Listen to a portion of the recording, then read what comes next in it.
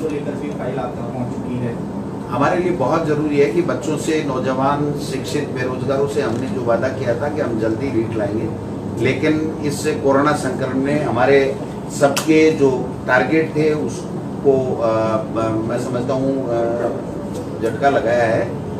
और फिर भारतीय जनता पार्टी के चुनी हुई सरकार को गिराने के षड्यंत्र ने झटका लगाया है।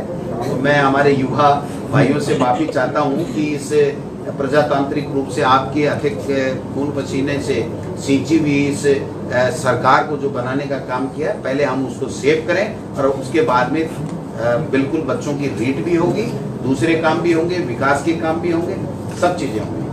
इसका सेव तो है ना सर? 100% से।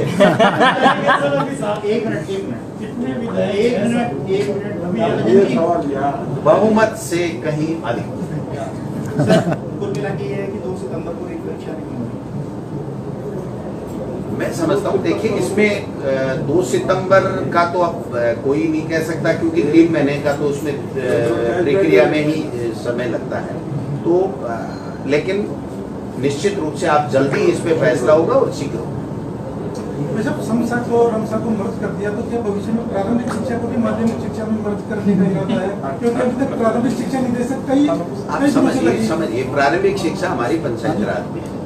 माननीय मुख्यमंत्री जी पंचायत राज को मजबूत करने के लिए जो 5 विभाग दिए थे, मैं समझता हूँ तो वो उसका फैसला है। तो ये मुख्यमंत्री जी के स्तर पे फैसले होते हैं, हमारे स्तर पे कोई फैसला नहीं।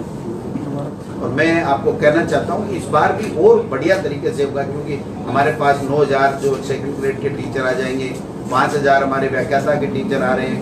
किन परिस्थितियों में हमने परीक्षा कराई सरकार ने, आप सब देख सकते हैं। और पीटीआई हमारे पास में आएंगे। प्रयोगशाला सहायक की भी कोर्ट से मामला वापस हम जीत करके आ गए हैं, तो उनकी भर्ती भी होगी। जो क्लर्क स्टाफ है एलडीसी का, उसकी भी नियुक्ति हमने 7000 की कर दी है। तो मैं समझता हूँ और हमारा जो स्ट्रक्चर है वो ज़्यादा ठीक होगा।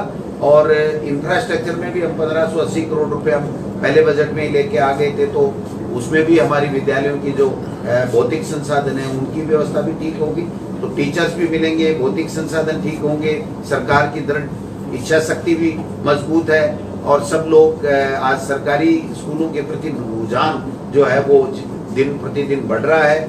और इस कोरोना की इस वैश्विक महामारी में तो इस समय में तो जो शिक्षा विभाग ने, हमारे विभाग ने, हमारी सरकार ने सरकारी स्कूलों के लिए बेहतर काम किया, मैं समझता हूँ देश में कहीं नहीं हुआ। आप देखिए जो प्रोजेक्ट हमारा जिस प्रकार से चालू हुआ, दूरदर्शन का, हमारा रेडियो का, और जो हमारा जो स्माइल प्रोजेक्ट था व्हाट्सएप ग्रुप के माध्यम से हुआ, आप सब देख सकते हैं कि उसके माध्यम से सारे लोग संतुष्ट भी हुए, उसका लाभ भी हमको मिला।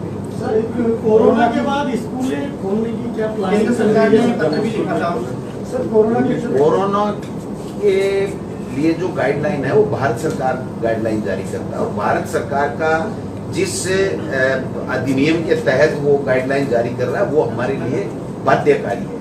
हम आग्रह करेंगे केंद्र सरकार से कि वो आगे की गाइडलाइन, अभी मैं समझता हूँ कि इस पहले देंगे, लेकिन हमारा ये भी आग्रह रहेगा कि स्टेट्स के ऊपर छोड़ना चाहिए, क्योंकि हर राज्य की अपनी अलग परिस्थितियां हैं, उनका जो भौतिक जो रूप से जो है वो भी अलग अलग है। तो मैं समझता हूँ कि अगर हम पे छोड़ दें तो हम हमारी गाइडलाइन हम तैयार कर रहे हैं, हमारे विभाग के तमाम अधिकारी, तो हम वो जारी करेंगे, नहीं तो जो केंद्र सरकार जैसे कहेगी हम लोगों को वैसे ही चलना। मंत्री जी आपने भी कब तक शुरू हो सकती हैं? राजस्थान गवर्नमेंट पर अगर छोड़ दिया जाए तो क्या लगता है कब तक राजस्थान में स्कूल? उसके लिए विस्तृत से चर्चा करनी पड़ेगी, अभिभावकों के व्यूज जानने पड़ेंगे कि वो बच्चों को किस अवस्था में भेजना चाहते हैं नहीं चाहते हैं। हमें पूरे तमाम हमारे जो सीबीओ हैं, डीओ हैं, तमाम हमारे जो अधिकारी हैं उनके साथ हमें वीसी करनी पड़ेगी कि उनकी क्या ओपिनियन है। तो ये सारी चीजें देख करके, और आप लोग मीडिया से भी हम चर्चा करेंगे कि लोगों में क्या महसूस हो रहा है, क्योंकि देखिए आप जो दिखाओगे वो दिखेगा समाज में। तो मैं समझता हूँ सारे लोग हम बैठ करके इस पे चर्चा कर लेंगे अगर स्टेट पे छोड़ा जाता है। सर जैसे कि आपने फीस को लेकर के डायरेक्शंस दिए, गाइडलाइन भी बनाई, लेकिन अभी भी प्राइवेट स्कूलों की ओर से अभिभावकों को मैसेज किए जाना है कि फीस जमा कराएं, किस तरह की कार्रवाई? देखिए प्राइवेट स्कूल हो चाहे सरकार,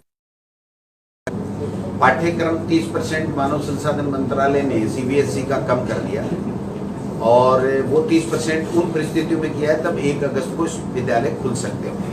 हमारे भी जो वर्किंग डेज होनी चाहिए उतनी वर्किंग डेज नहीं होंगे, तो हमने भी माध्यमिक शिक्षा बोर्ड और RSCRT को कहा कि भाई हम कितना कर पाएंगे इस साल के लिए। तो ये सब चीज़ें परिस्थितियों के ऊपर निर्भर हैं कि हम कब विद्यालय खोलने के लिए हमें भारत सरकार अलाउ करे या हम हमारा निर्णय लें। तो जब निर्णय लेंगे, जब क्लास में प्रवेश होगा, पढ़ाई होगी, तो उसकी फीस भी चाहे वो प्राइवेट स्कूल है उसको देनी है। जो झगड़ा है, आप जो क्लियर कराना चाहते हैं मैं बहुत क्लियर कर देता हूँ। जो झगड़ा है वो ये है कि कुछ विद्यालय जिनके पास में अच्छा इंफ्रास्ट्रक्चर है, अच्छा ऑनलाइन एजुकेशन का सिस्टम है और वो CBSE पैटर्न पे चल रहे हैं। CBSE उनको गाइडलाइन दे रहा है कि आप कैपेसिटी बिल्डअप के लिए ऑनलाइन क्लासेस लेते रहिए। और कुछ हाईकोर्ट ने भी फैसला दिया है, यहाँ का हमारा जो हाईकोर्ट है इसमें भी रेट लगी हुई है कि साहब हम हमारे बच्चों को बिल्कुल ब्लैंक नहीं रखना चाहते। हमारे पास सुविधा है, बच्चों के पास वो सुविधा है, तो हम उन बच्चों को इंगेज रखना चाहते हैं, उनको ऑनलाइन एजुकेशन देना चाहते हैं। तो कहीं भी हिंदुस्तान में किसी भी स्टेट ने कोई शिक्षा देने के लिए मनाही नहीं किया है।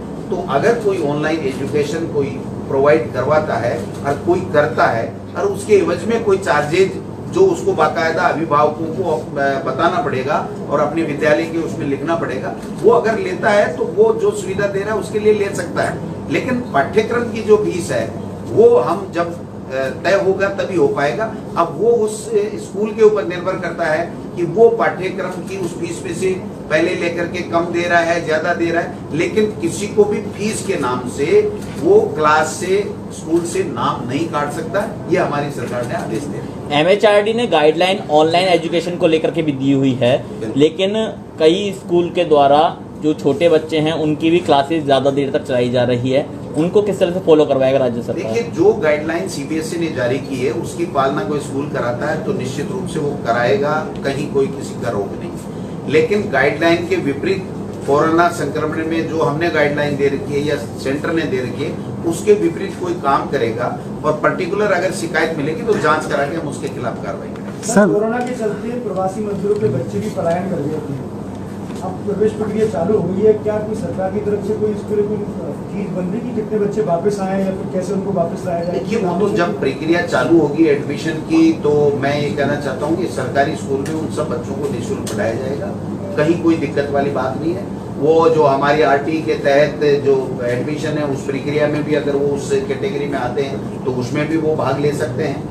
तो सब तरीके से एक भी बच्चे को शिक्षा से वंचित हमारी सरकार के द्वारा नहीं होने। सर, RT में जैसे इस बार जो प्राइमरी कक्षा थी उनको जो है बाहर कर दिया, मामला कोर्ट में भी है, आज भी कुछ उसमें हियरिंग का था, तो क्या मानते हैं सर उसको? हमारी जो वजह क्या रही? सरकार का अधिनियम है उसमें कक्षा 1 से लेकर के अब कोई स्टेट क्या कर रहा है क्या नहीं कर रहा है, लेकिन हम 1 से लेकर के RTI जो एक्ट हमारा है उसके तहत बाउंड है और वो विद्यालय भी बाउंड है कि पहली क्लास में वो प्रवेश बच्चे का लेगा। अब तक जितने भी प्रवेश हुए वो क्या गलत है? मैं गलत और सही की बात नहीं कर रहा। कोई रिलैक्सेशन क्या दे सकता है क्या नहीं दे सकता वो हर सरकार अपने अपने हिसाब से तय करती है। मैं ये कह रहा हूँ कि जो भारत सरकार का अधिनियम है राइट टू एजुकेशन, उसके तहत जो प्रावधान उसमें केंद्र के अधिनियम में और राज्य के अधिनियम में उसके हिसाब से हम लोग RT का इस बार एडमिशन ले रहे हैं। सर, एक सवाल और था, जैसे 12th के एग्जाम के आप कह रहे थे 10th और 12th के एग्जाम बहुत ज़रूरी थे, हमने इतिहास कायम किया। राज्य के पॉइंट ऑफ व्यू से पूछ रहा हूँ कि जैसे जो हायर एजुकेशन की बात है, जो एग्ज़ाम के बात चल रही है कि फाइनल ईयर के एग्ज़ाम नहीं करवाए जाएंगे, MHRD को लेटर भी लिखा गया है हायर एजुकेशन डिपार्टमेंट की तरफ से, तो क्या 12th के एग्ज़ाम और 10th के एग्ज़ाम की तरह वो एग्ज़ाम ज़रूरी नहीं है फाइनल ईयर की अगर बात करें तो? जरूरी और नहीं जरूरी तो हायर एजुकेशन वाले बता सकते हैं, लेकिन UGSE ये कह रही है कि फाइनल के एग्जाम लो और हमारी सरकार ने ये निर्णय किया था कि भाई प्रमोट कर दो।